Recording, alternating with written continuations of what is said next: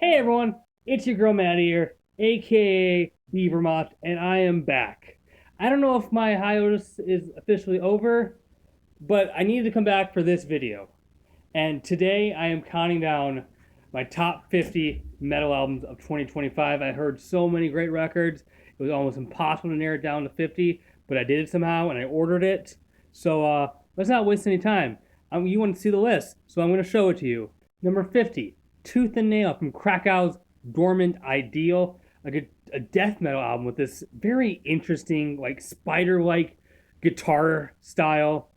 You got these violent, spinning riffs, punchy percussion, and a slight technical edge without getting too noodly. Out of LA, Oskoreien gave us Helloween. They create dreary, moving moments. It's a very melancholic black metal album. There's great melodic guitar work here. There's just a sense of drifting I get when I listen to this record. Helljjin Combat from Sijjin, just vile death thrash, ferocious riffs, disgusting vocals. This thing is aggressive and it's disgusting. Out of Minneapolis, Insouciant Metaphysical Grandeur from Skjolden, massive sounding melodic black metal. There's great production on this, guitar work that really resonates, and moments that elicit nothing short of pure emotion. Out of Jacksonville, Haxprocess gave us Beyond What Eyes Can See. Big, progressive death metal thing. Plays with the mind, leads into the complex and the cerebral, but it always keeps the ferocity and the brutality at the forefront, and it's very exciting because of that. 45 from Minsk, Belarus, Absolute Dismal Domain from Relics of Humanity. Big, festering, brutal death metal has this dark aura to it, just an impressive atmosphere. Existentialismus from the UK's Abduction. Brooding, cerebral black metal worms its way into your psyche. Just wicked, creepy sounding shit. Nightside from Russia's Grima. Frostbitten, chilling, atmospheric black metal from a band that seems to do the sound consistently great. A rather moving listen. Nepali New Yorkers Chepang gave us Jhyappa.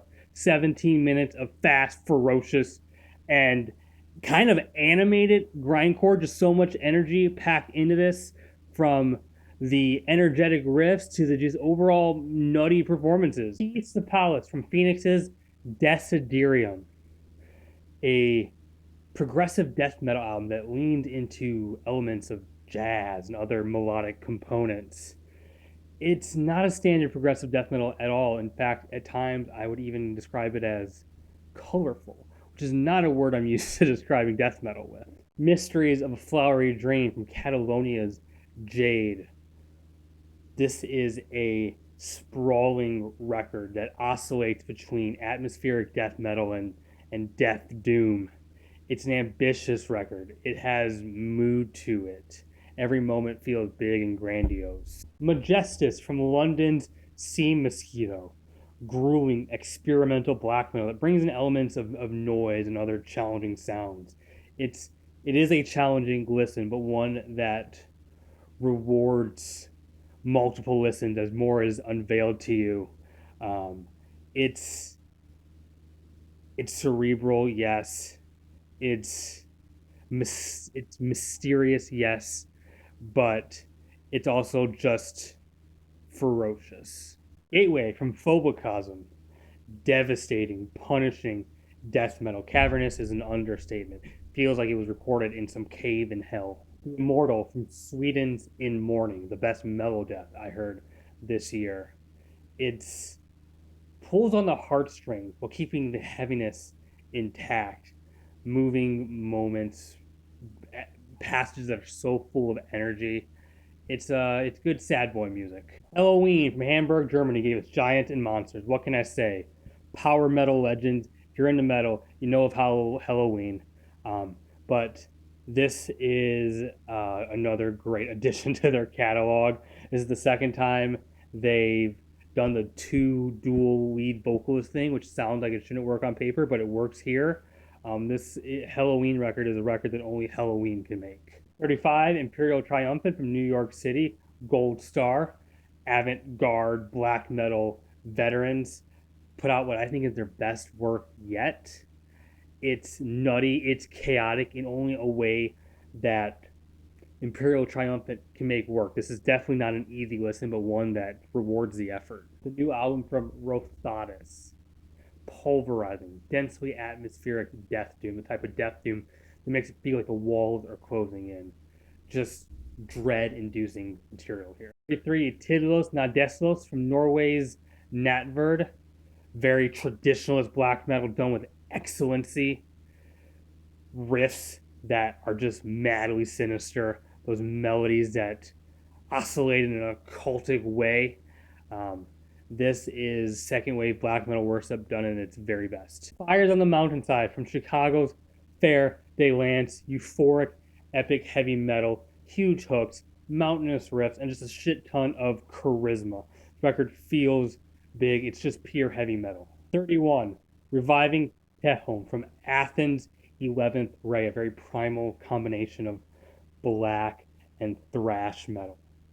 Definitely calls the likes of Celtic Frost for sure. Thing is just evil.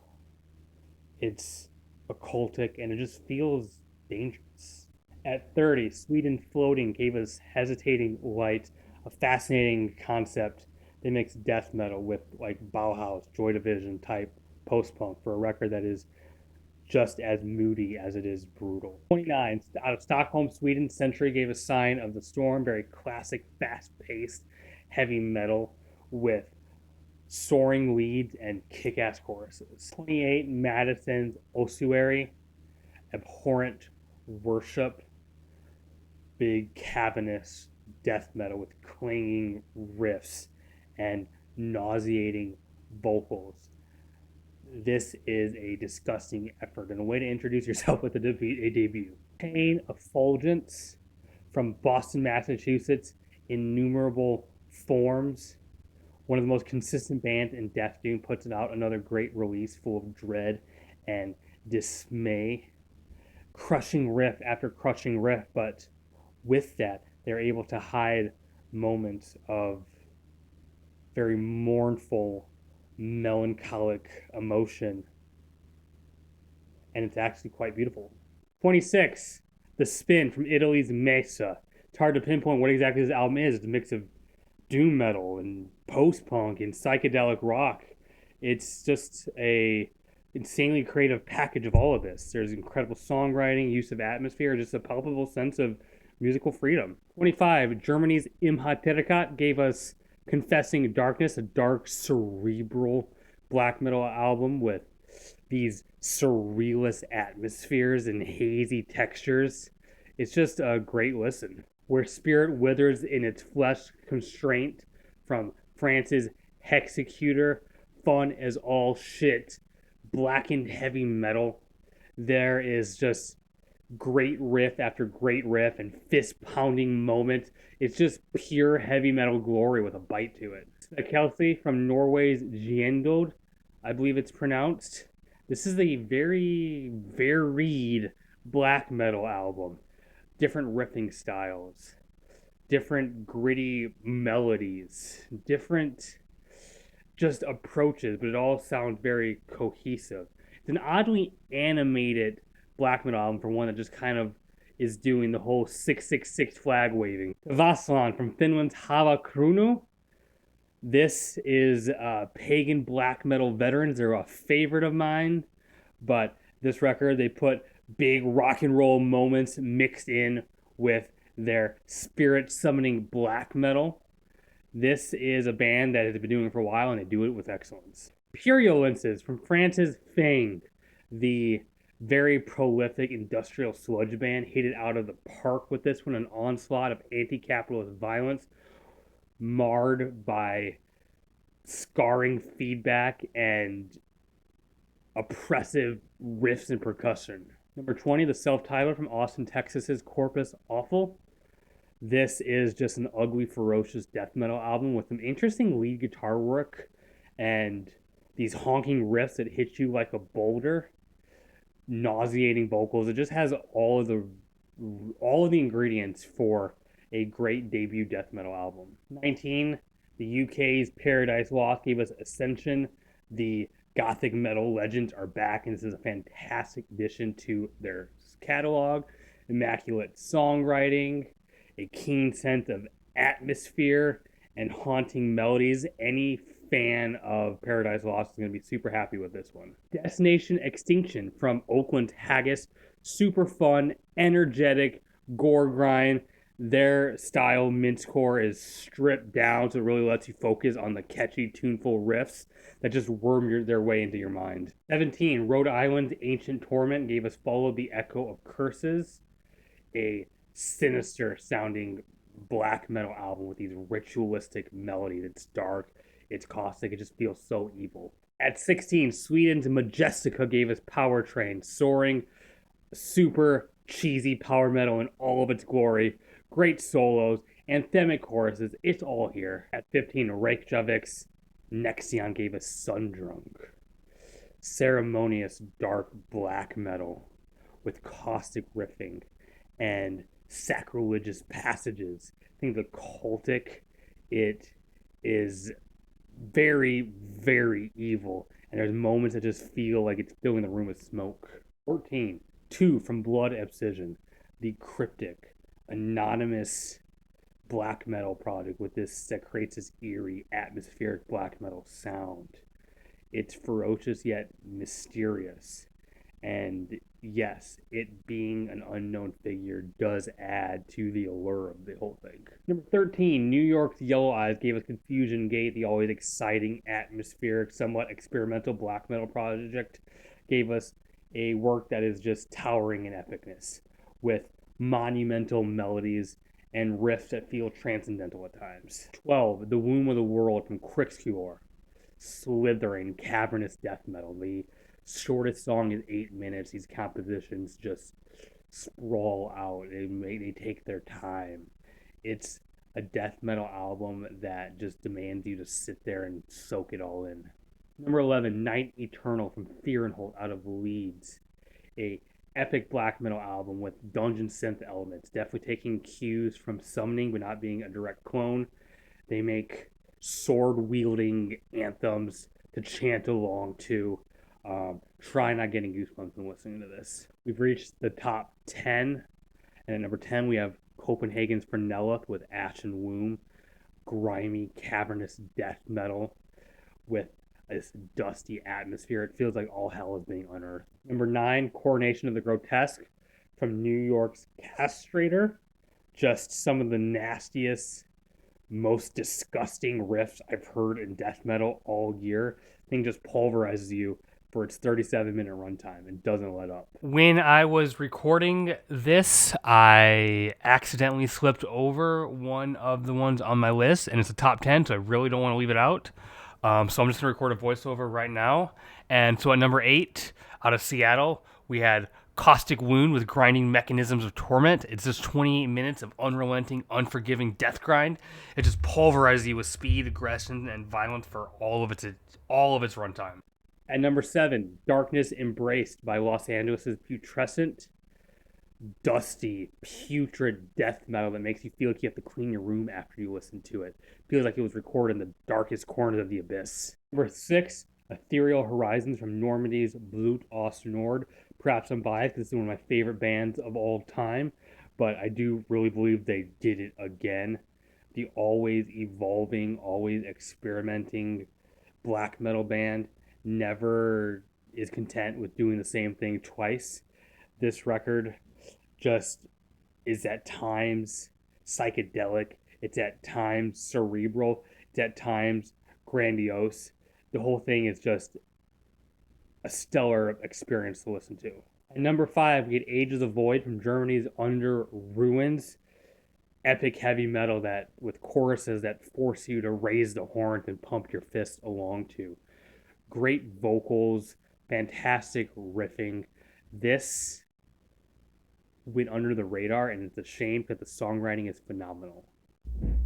And number 4, Prague's Call to Fire gave us The One Who Is Made of Smoke.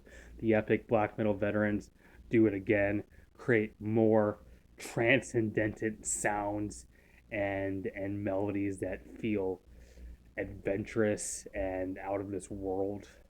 This is a record that stirs up deep emotional resonance. At number 3, Vancouver's Tribunal gave us Impenitent and Ruin, beautifully crushing gothic tinged doom metal with a hint of symphonic elements. The vocals go from these scathing growls to these haunting cleans, and it's really cool how they pull that off. Number 2, we had Changelings from Warsaw's Species, super crazy, hyper technical, progressive thrash metal with playing that is nutty and mind bending at all times. But you could tell this band is having a lot of fun with it, and they're not pretentious about the whole tech thrash thing. It's a hell of a listen. And number 1, Mendacium from New Jersey's Evoking. Slow, dismal, crushing. This has everything you want in a funeral doom record. Emotive sections that make it feel like the walls are closing in. This record gave me a sense of mournful dread that no other record was even close to matching, and that's why it's my number 1. That's my top 50. The thing was a challenge to put together, but that caps off 2025. Hopefully, I was able to push you in the direction of something that you want to go out and listen to. Let me know what you agree with, what you disagree with. What were your top albums of the year in the metal genre? Thank you for watching. Hit that like button. It means the world to me if you consider subscribing. I have a Twitter and a Blue Sky. Links to that are at the bottom of this video. I have a Patreon. No pressure to give financially, but it is a way to keep the show going and be more sustainable. I put exclusive content on there. You watching right there, keep it metal. Bye.